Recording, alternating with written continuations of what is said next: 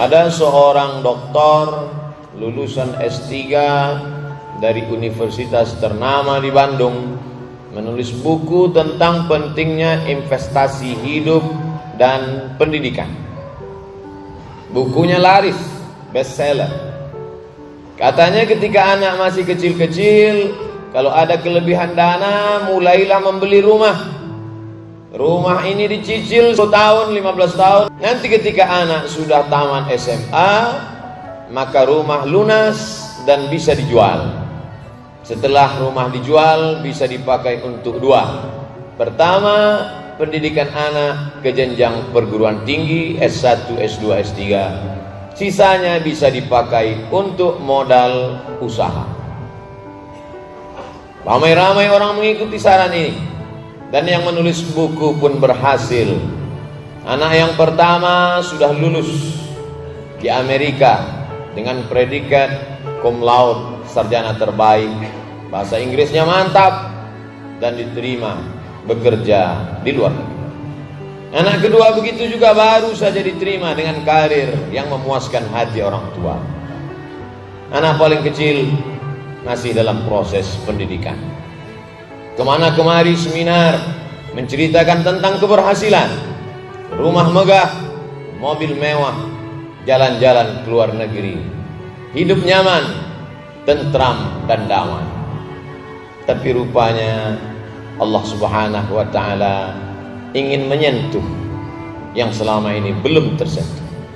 Ada sesuatu yang tak pernah terpikirkan, tapi Allah berkuasa untuk membuatnya datang dan tiba tanpa diundang.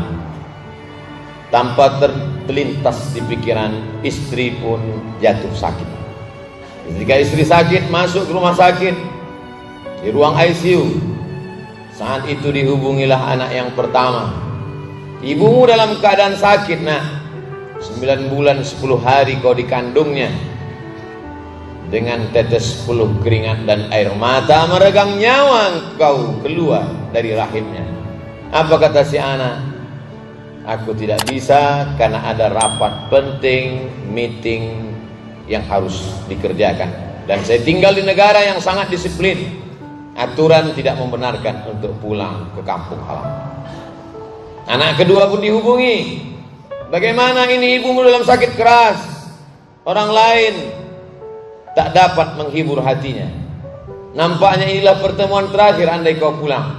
Anak kedua berkata, ayah, aku tidak bisa pulang karena aku baru saja diterima bekerja di perusahaan ternama. Ini masa depanku, ini karirku. Maka hari-hari pertama kerja ini tidak boleh absen. Dan ini negara sangat disiplin. Mereka tidak tahu menahu apa yang terjadi pada karyawannya, maka mesti tetap bekerja. Tinggal lagi satu harapan, anak terkecil yang terakhir. Ternyata harapan itu pun juga pupus, hilang, terbang melayang. Karena anak terkecil mendapatkan beasiswa dengan ikatan yang begitu ketat, tidak boleh meninggalkan bangku kuliah.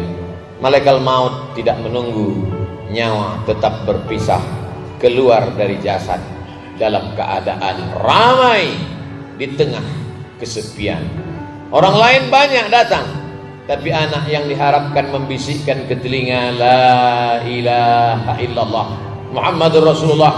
Anak yang mestinya membacakan ayat-ayat Allah ketika roh akan keluar dari jasad, seperti tebasan pedang di tempat yang sama beratus kali, seperti kambing yang dikuliti hidup-hidup, seperti mata kail pancing yang ditarik dari kulit yang basah, tak dapat meringankan permohonan terakhir sakratul maut. Apa mau dikata, nasi sudah menjadi bubur. Akhirnya jenazah itu dibawa juga ke liang kubur. Air mata bukan karena kematian, tapi karena buah hati belayan jiwa tak seperti yang diharapkan. Ternyata kesuksesan belum tentu melahirkan kebahagiaan. Renungan panjang akhirnya sang penulis buku meminta kepada semua tokoh yang menulis bukunya supaya buku itu ditarik kembali, karena dia tidak ingin orang lain merasakan perasaan yang sama yang dia rasakan, bahwa ada sesuatu yang tidak bisa dibeli dengan uang, tidak semuanya bisa dihargai dengan materi. Ada penyesalan panjang